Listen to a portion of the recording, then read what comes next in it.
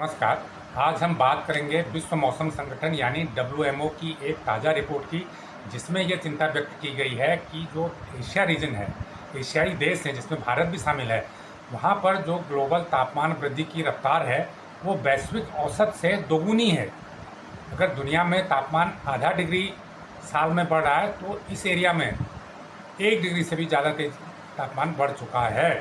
ये रिपोर्ट बेहद चौंकाने वाली है, चिंताएं भी पैदा करती है। इस रिपोर्ट में ये कहा गया है कि 1991 से 2020 में पूरी दुनिया का जो तापमान वृद्धि का औसत है वो आधा डिग्री का रहा है, 0.5 डिग्री के करीब रहा है।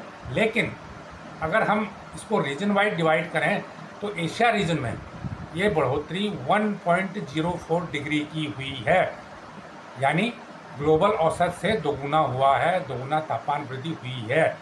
आखिर ऐसा क्यों हो रहा है? देखिए, एशिया रीजन में जहाँ पर भारत जैसे देश हैं, चाइना जैसे देश हैं और बहुत सारे गरीब देश भी हैं, तो यहाँ पर एक तो आबादी बहुत ज़्यादा है।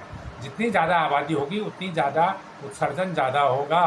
दूसरी बात यह है कि इस रीजन में जो जलवायु खतरों से निपटने के लिए जो प्रयास हैं, हरित ऊर्जाओं को इस्तेमाल करने के लिए प्रयास हैं, ग्रीन टेक्नोलॉजी पे काम है, उतना ज़्यादा नहीं हुआ है जितना यूरोप और अमेरिका में हुआ है।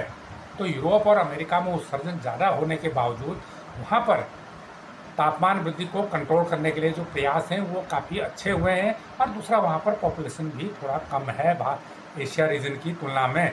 तो इसलिए ये माना जा रहा है कि एशिया रीजन में जो तापमान वृद्धि की जो दर है वो ग्लोबल जो औसत है उससे दोगुनी से भी ज़्यादा है। तो इससे रिपोर्ट में ये भी चिंताएं प्रकट की गई है कि इस रीजन में जो चरम मौसमी घटनाएं हैं, एक्सट्रीम वेदर इवेंट हैं, वो भी तेज़ी से बढ़ रहे हैं। चाहे वो बाढ़ हो, चाहे वो सूखा हो, चाहे वो तूफान हो, चाहे वो भारी बारिश की वर्षाएँ हों, उनमें भी बढ़ोतरी हो रही हैं। इतना ही नहीं, जो सबसे महत्वपूर्ण इस क्षेत्र में हिमालय रीजन है, उस हिमालय रीजन के ग्लेशियर बहुत तेज़ी से पिघल रहे हैं। 24 ग्लेशियरों का अध्ययन किया गया। उन 24 में से 23 ग्लेशियर में ये पाया गया है कि उनकी जो बर्फ़ है वो बहुत तेज़ी से पिघल रही है और इसके चलते जो ग्लेशियरों का आकार है वो नीचे हो गया है, घट गया है, छोटा हो रहा है। अब जो ग्लेशियर पिघल रहे हैं उससे नुकसान क्या है? इससे आने वाली जो नदियों में एकदम बाढ़ आ रही है। इसके अलावा जब ग्लेशियर पिघलता है तो पानी नीचे को आता है, तो नीचे आकर कुछ झीलें बन जाती हैं। बाद में ये झीलें टूट जाती हैं। जब ये झीलें टूटती हैं तो फिर आगे आबादी में ये तबाही मचाती हैं। हमने देखा है कि उत्तराखंड में इस तरह की घटनाएं हो चुकी हैं, हिमाचल में इस तरह की घटनाएं हो चुकी हैं। इसी प्रकार दूसरे रीजन में भी, दूसरे देशों में भी, एशियाई देशों में जहाँ पर ये हिमालयी ग्लेशियर और नदियाँ बह रही हैं, वहाँ पर भी इस तरह की घटनाएं होती हुई पाई गई हैं।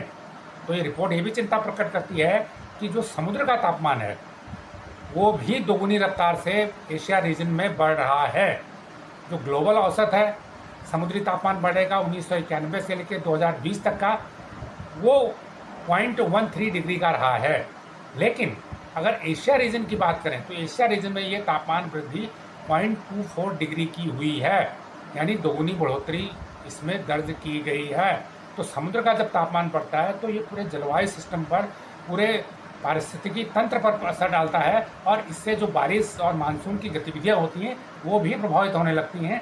इसके अलावा ये जो तापमान वृद्धि है समुद्र की, जो समुद्री जल जीव हैं उनके लिए भी घातक होती है। तो ये पूरा इकोसिस्टम है, एक पारिस्थितिकी तंत्र है, उस तंत्र को समुचित नुकसान पहुंचाता है। तो ये जानकारी आपको कैसी लगी हमें कमेंट करके ज़रूर बताएं। जो लोग इस चैनल को पहली बार देख रहे हैं उसको लाइक करें, सब्सक्राइब करें और शेयर भी करें। धन्यवाद।